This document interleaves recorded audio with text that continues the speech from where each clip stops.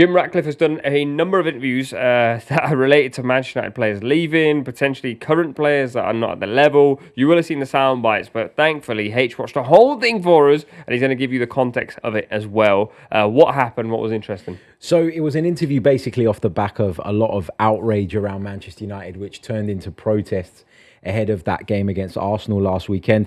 I'm sure the interview was already booked in anticipation of what was coming at Old Trafford. Everybody knew that the fans were going to kind of take to the streets ahead of the game.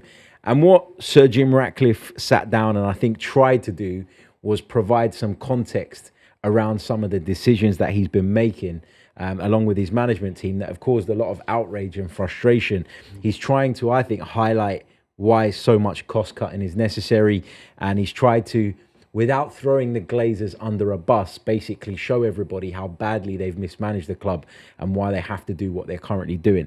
And I thought, generally speaking, there was a lot of interesting points. Hearing him talk about the fact that Manchester United as a football club were on course to run out of money by November of this year, it really kind of brought home, I think, how severe the situation is.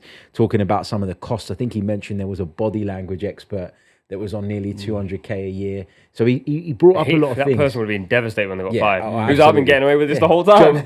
Job of a life. Yeah. But I think, I think he was trying to make the point that we're making tough decisions, but we have to because of X, Y, and Z. The problem was, and I always find this really interesting with people like Sir Jim Ratcliffe, because you're supposed to be this kind of business mogul who's done so much and achieved so much. And obviously he is. But to be as tone deaf as he was at times with some of the things he said, to be as detached from the reality in terms of how the fans are feeling and not always take that into context, I thought was wrong.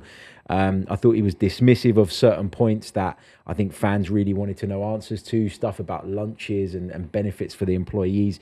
His kind of response was, well, nobody else gets free lunches at work. So, and I get all of that. I do, and I get it. But at the same time, I think he was just a little bit tone deaf in his delivery. And then the bit that really got me was the bit where he started picking out individual players. He could have easily sat there and said, look, the squad's been mismanaged. It's over bloated. We've got players on huge salaries that we need to move on, players that are getting paid way more proportionately to what they're bringing us as a football club. But to go and name people that are part of Ruben Amorim's squad that are being relied upon every single week was wild to me. And I cannot believe for a second that Ruben Amorim and his staff would have been happy with that. I think, unfortunately for Jim Ratcliffe, he's got into a couple of interviews where obviously people are looking for clips and sound bites, and I don't know how much he talks to the media, but I imagine not that much. And I think he's just been tripped up, and he's been found out. And in this scenario, he's a businessman, and he spoke like a businessman. And I sympathise with him because I can completely understand where, from a business point, he's going, I don't care about these guys' lunches. I completely understand that. But because of where Manchester United are, because of the narrative around the football club, those things can't just be passed off. But it is, as you said, the car crash moment was saying Casemiro, Hojlund, they play for this manager right now. And the bigger issues he's got is he's not in he doesn't decide like which club's going to buy this player. If no one wants to buy Hojlund in the summer, Hojlund will be in this team next season. And the owner of this football club, the man who's running the ship, has just gone, well, he needs to go. Yeah. That's just not a good look. I think there were two... Sorry, Kweki, go on. I was going to say, like, your job as an owner of a football club, and we say owner, he's not the primary he's not the owner. Yeah. And I think that's part of the issue, right? And he's, like you say, not trying to throw the Glazers under the bus, but he's trying to illustrate and explain that he's undoing some of the poor mismanagement that had preceded him. Your job as a football owner is to hire good people and provide funds for those good people to spend in the transfer market and bring success to a football club. I unfortunately think that he is a billionaire whose pockets are not deep enough to fix the issues of Manchester United. And in terms of the way that not only football, but sport is going, I get it, he's a businessman, he's done incredible work outside of football, but go and ask Nice fans what they think of Jim Ratcliffe as a football owner. They haven't got too many good words to say about him. I think Manchester United, what they needed is owners with infinite funds, maybe owners from the Middle East, to come and not run it like a business, but run it like a winning machine. Come in and clear house and really bring back that winning mentality to Manchester United. In a similar way to how City have gone about it. City didn't look at cost cutting. City just looked at Spending. And building a machine that can go and dominate English football. And he's got 25% share of the football club. I don't think that's enough to really make the changes that he wants to make. And I don't think his pockets are deep enough. And I'm coming from a position as a Chelsea fan where I saw an owner with incredibly deep pockets come in, not say a single word. I to this day don't know what Roman Abramovich's voice sounds like. And I think that's how it should be. I don't think you should hear from your owners, because you're going to get examples like these. These are not normal human beings. These are billionaires that operate within business spheres. They are not people that are used to sitting down and being questioned on decisions that they've made, poor decisions that they've made going forward. And I just feel like that's what he's been tripped up on. And I don't need to hear from Jim Ratcliffe. I need to see action. I need to see the plans for the stadium. I need to see you be better when you're hiring people. I don't need to see Dan Ashworth be courted for a year only for you to let him go and then talk about cutting the cost for the dinner ladies or the employees. I need to see you do your job. I don't need to hear you talk about doing your job. For me, the bigger issue is not necessarily the taking away of free lunches or some of the ticket pricing stuff, which I know to fans means a lot. But the bigger issues are the decisions that he's making with regards to football, because he went after Dan Ashworth for the best part of 8 months only to let him go. And when he was asked about why he'd let him go, he just said chemistry. And then he sort of went, I better not say any more.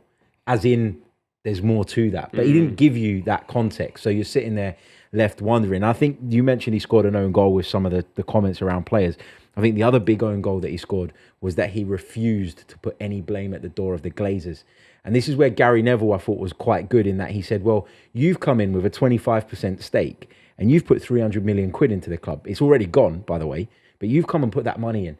They've been taking money out of the football club for such a long time. Why are you not going to them and saying, well, now you guys need to put X amount in so that as a team, we can get this club back to where it belongs?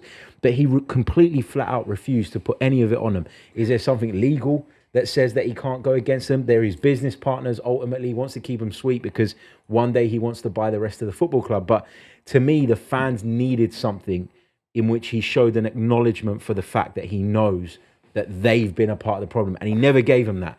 And that, I think, was a massive own goal in that interview. I completely hear it, but at the same time, I'd go, after the interview, the first person I would have called him is one of the Glazers. And there's no way on earth that if he wants to own this club fully one day, which we don't know if he definitely does. He'll never. He cannot go against them. They're wealthier than him. 2, right now they're more powerful than him. And 3, they own the thing that he wants. They won't sell to him if he does anything against them. I think there's a wider issue. I know we're talking about Ratcliffe in the interview, but there's a wider issue with Manchester United, and I've been mulling over it over the last couple of weeks.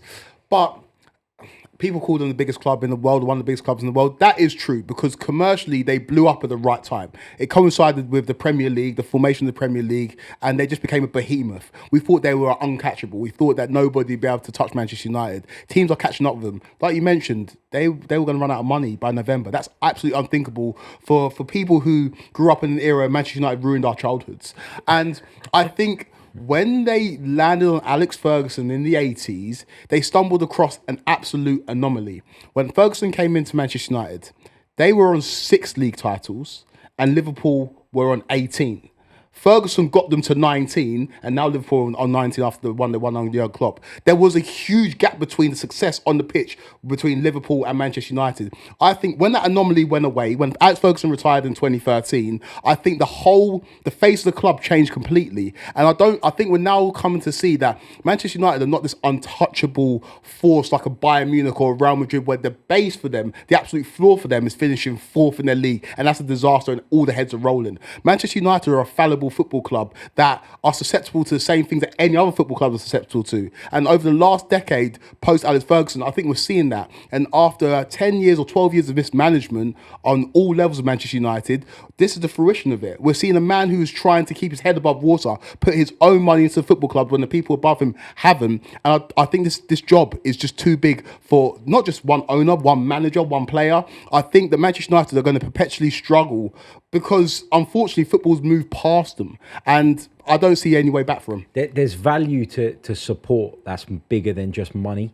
So, like, I get what you're saying about that he can't really go against the Glazers. I'm not saying he needed to sit there and say they did this and they did that, but he needed to do a better job of acknowledging their shortcomings, because if you do that, you get the supporters on side. And why are Manchester United such a big football club? They're not a good football team anymore. They haven't been for years.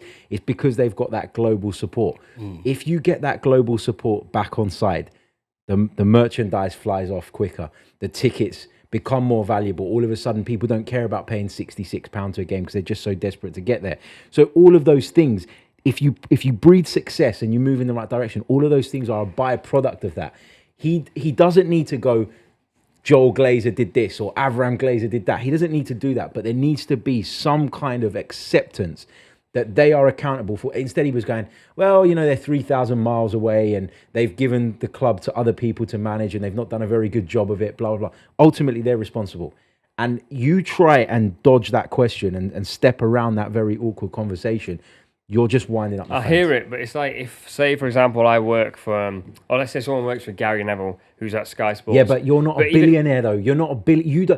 So Jim Ratcliffe doesn't need to be held accountable to anyone. Me or you, being employed by someone, we have to be careful. He doesn't. That's the point of being a billionaire. You've got the let's power. say, like, I'm a grade Z presenter. Gary Lineker's the grade A. Jim Ratcliffe is a grade H owner. They're the grade A, and they own the thing that he wants. So I just don't think you can dance in the ring with the guys that own what you want.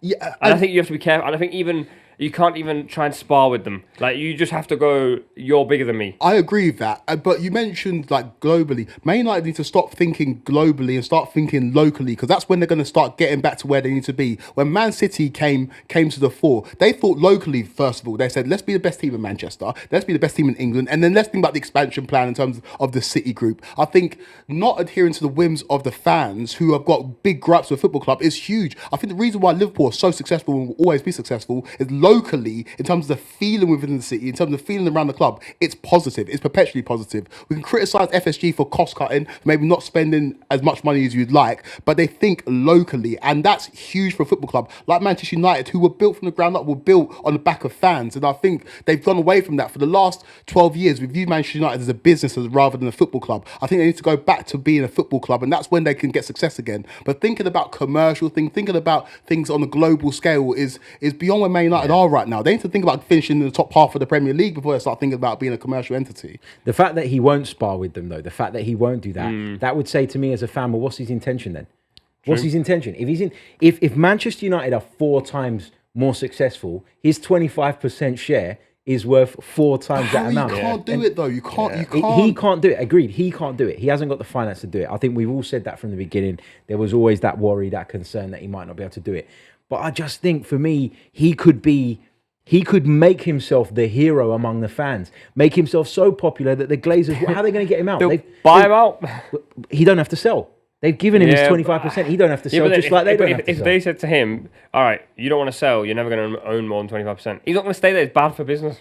Like, he'll just be the hero at a club that needed a hero, but they still own and make all the But he claimed to be this huge Manchester United fan, and if he's got 25%... I just don't think any of that was... I don't think... He's a businessman. Like, he wanted to own Manchester United Football Club because he wanted his hand in the Premier League like he has in France, and this was a great opportunity, and he said, let me get involved. Obviously, I don't know that for sure, but I'm saying that's what it feels like. And now I think he's got involved and he's realised, just like Amorim, just like every manager, it's like, this is a roller coaster. I don't even know if I want to be here.